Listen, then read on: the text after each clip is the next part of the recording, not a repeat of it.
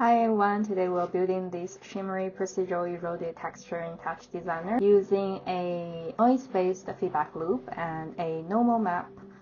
The feedback loop keeping folding noise back into itself, and over time that builds up a gray height field which fit into the normal map using the gray texture as a surface with the light parts lifted up and the dark part carved in to create the depths.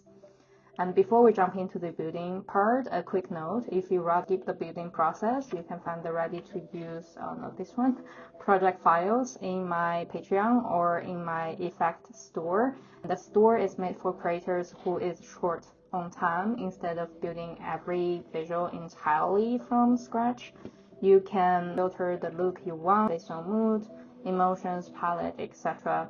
Grab pre-curated effects to cut down your workflow hours, remix them freely, and then integrate them into your personal or commercial work. Every visual asset sold on the store comes as a component-based tox file. Each download also includes the audio reactivity with the song included, able to free use. So you can see how I wild it, and for example, this one I'm using it to drive the seed. I also include different remix examples. 1, 2, 3, 4.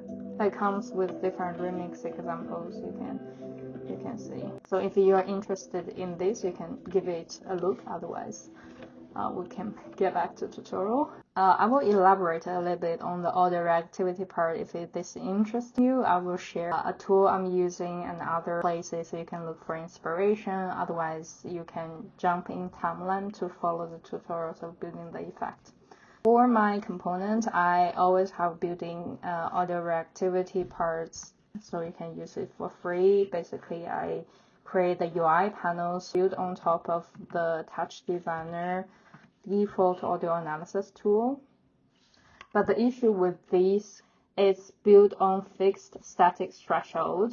And the issue with fixed threshold is the audio signal is always dynamic. It's shifting in energy, volume, rhythms constantly across different sections. And the fixed detection just cannot adapt to those changes, which limit the accuracy. When researching a more accurate way of building audio reactivity tools or workflows, I try to build it from scratch myself, and then quickly realize this task is much more complex than I think and requires specialized audio engineering knowledge and a solid understanding of differences between different algorithms. So these full videos from, I forgot his name, it's really cool. I recommend you to check out. He talks about in-depth of onset detection, tempo tracking, and beat tracking, and I also believe he gave the algorithm in his GitHub. So it's kind of cool. And then this side is also really cool. You have this demo, interactive demo, the parameter and visualization. If you are more engineering type, probably you can build a tool just based off the concepts or the algorithms they have here. It's really cool to check out as an inspiration as well. And then I also found the most valuable source. I can use it right away without building myself, because I realize if I build myself, learning the knowledge first and then build myself probably gonna take me months and end up building something half-baked. I would highly recommend, if you buy my assets, you should buy SARV, his project file. I recommend you to check out these the walkthrough of the component. I've used myself. I find it's really accurate and very useful for me. Probably I can make a few more examples of how to use his tool to drive the effect of mine, or compare his tool with the half-baked TouchDesigner one, so you can see the difference. The last thing I want to mention about the audio reactivity is I think it's important to understand where a tool like this fits into the bigger picture of audio reactive workflow. I like to think of audio reactivity as a 3-stage process: capture, shape, and dry. So capture means accurately capture the signal you want to drive the visuals, whether it's going to be an onset detection, RMS energy, or specific frequency bands.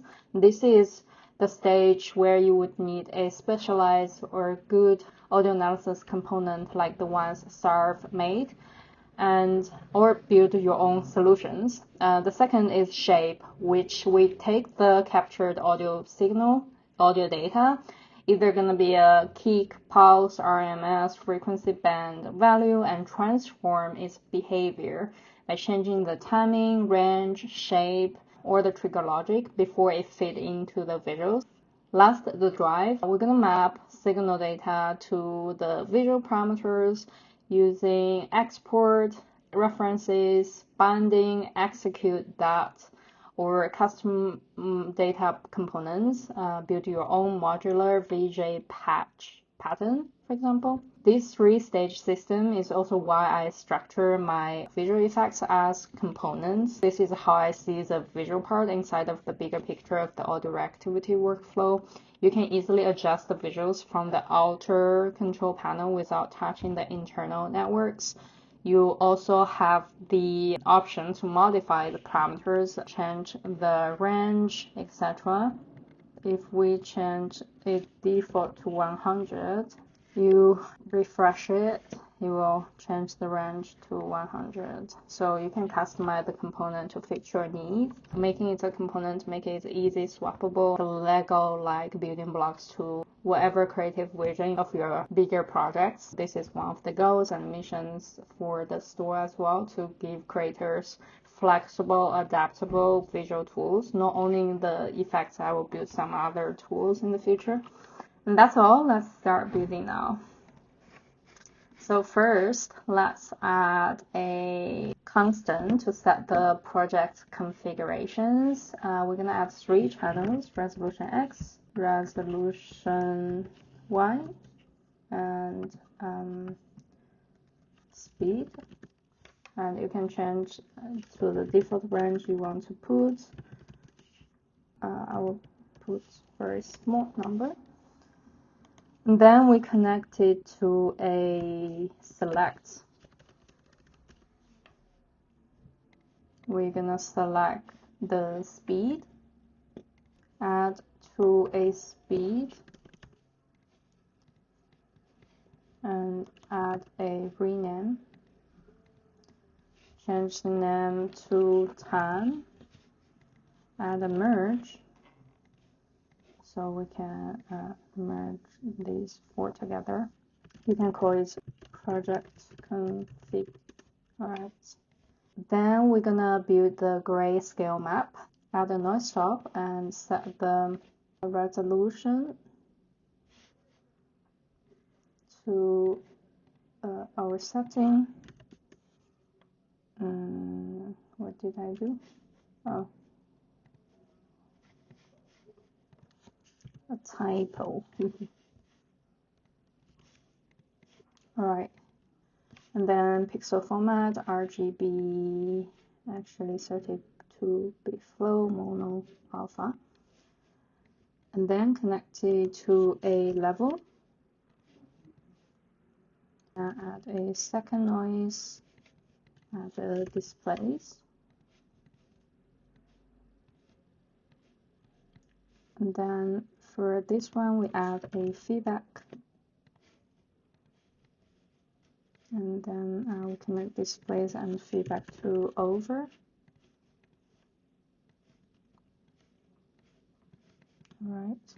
And then we're going to add 3 more noise on top. I just can copy and paste so that it has the resolution reference. The last noise, we're just going to use this. And then we add another displays. Put this as second input and over one as the first input.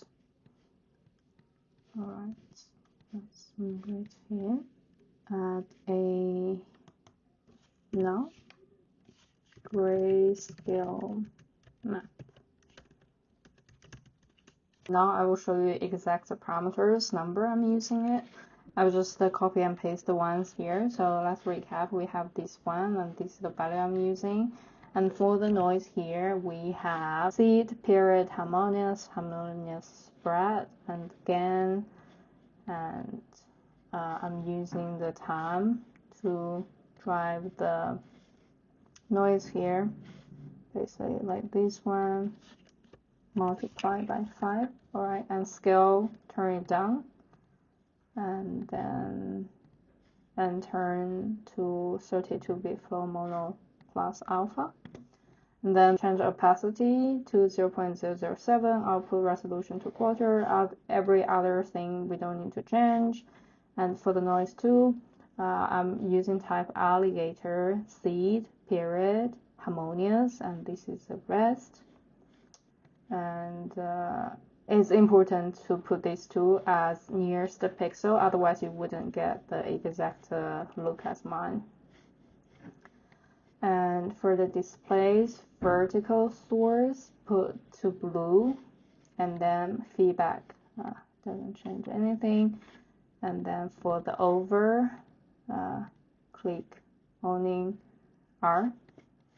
And then the noise free is seed, period, harmonious.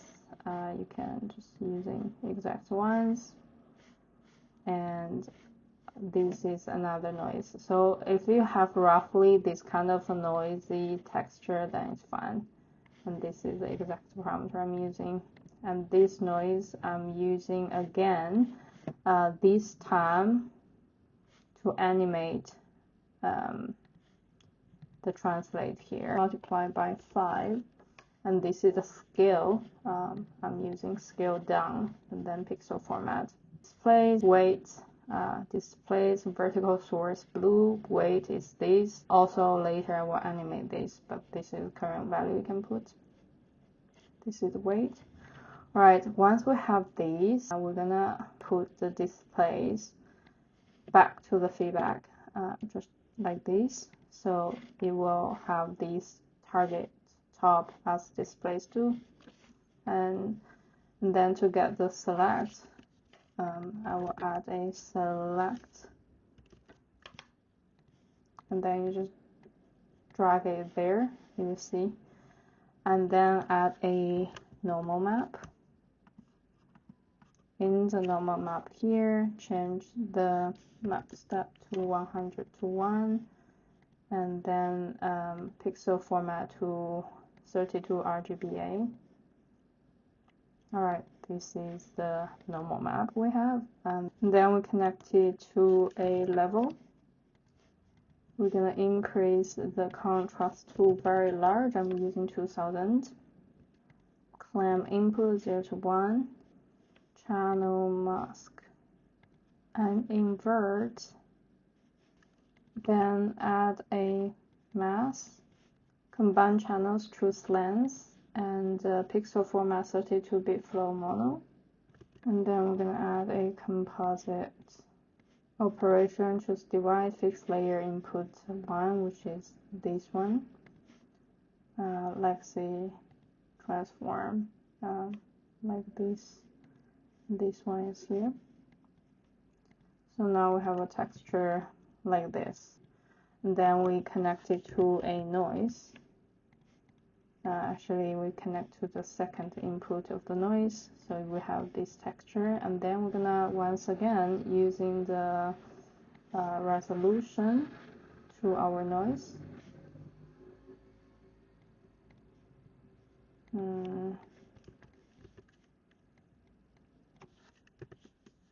So you have this texture. And then I change the noise. Here 2, harmonious 3, scale to 0.02. So you have like similar effect like what I have in the beginning. That's basically the effect itself. And that covers the core visual setup. For the audio reactivity part, I will briefly show you how I wire things up inside my component. So for example, I have the noise animated, like I said, using the time to animate the noise in the background, so it's moving slowly. If you see closely, it's shimmering. And then the second thing I animate is animate the noise translate. Animate the noise scale. Probably I'm just using kick and snare to drive the scale of the things, but the idea here is you want to keep the scale very minimum, like small increments changes. And then another thing I change. Okay, for the displays, you also want to apply tiny changes. In here, I'm using a constant connected to a mask to have this range inside and animate the displays weight, and also the UV weight. UV weight, I used another LFO chop to drive it. Frequency 0.25 connected to a mask. Again, you see the range I implement here is really small, and though you have tiny displays in here to drive it. What else? I think, yeah, if you apply different noise seed here, you will have different results. So I'll put this out in my component. By the way, if you want to know how to build your own component, I will leave the link up there. You can watch the tutorial there and create your own component after created this base visual. And this is for example, normally when I create component, I will just drag around different parts of the node in the network, and I will write down on a note of all the parameters I think it will be make great to this visual, and I write down the parameters name and the range, and then later I just transform and build it into the component. So for example, this one definitely one of the most important parameters I would add. And also connected to a level, you can change the gamma, the contrast, etc. Basically, that's it. And with the audio relativity part, you can grab these two in my Patreon for free. And I'm using the kick, if I can hear it. I'm using the kick to drive the seed, so whenever it kick, we change to a new pattern. Alright, that's it. Hope you find useful, and I will see you next time.